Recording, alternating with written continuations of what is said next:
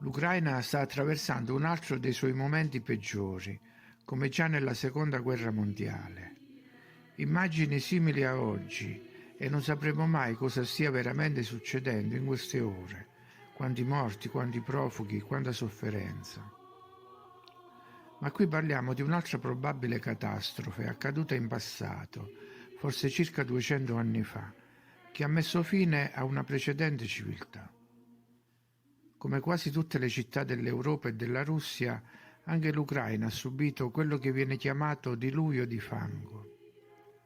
Osservando alcune foto della capitale Kiev, che risalgono alla fine dell'Ottocento e agli inizi del Novecento, possiamo cogliere in pieno ciò che doveva essere successo qualche decennio prima.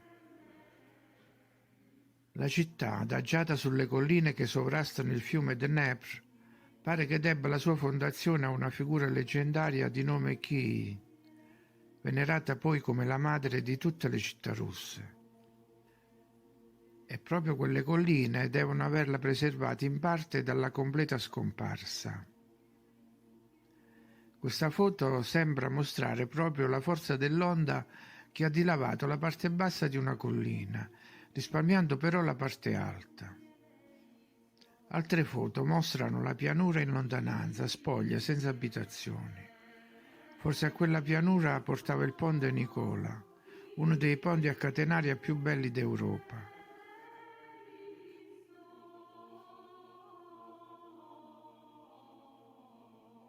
Ne abbiamo uno anche a Caserta.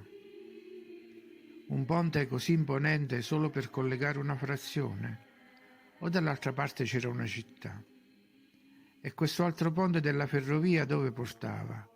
Anch'esso dall'altra parte, una parte che in queste foto non compare più.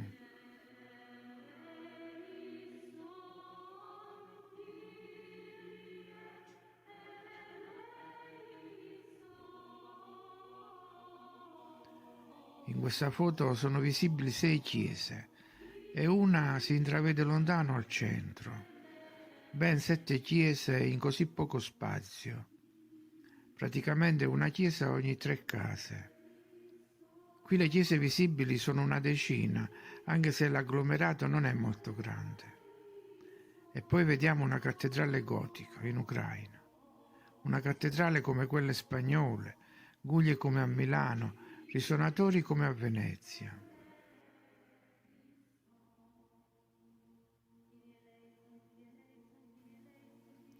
Viale con palazzi maestosi e colonne. Il podio per l'orchestra è illuminato da un centinaio di bulbi. Ponte di alta capacità ingegneristica fra 2 costoni rocciosi. Una cupola nel mezzo della pianura spoglia, il fiume Dnepr in lontananza. Palazzi restaurati. Un palazzo dall'architettura simile al Duomo di Amalfi o ai palazzi di Istanbul. Un monumento accanto a una baracca. Per chi erano i monumenti e chi erano i personaggi delle statue?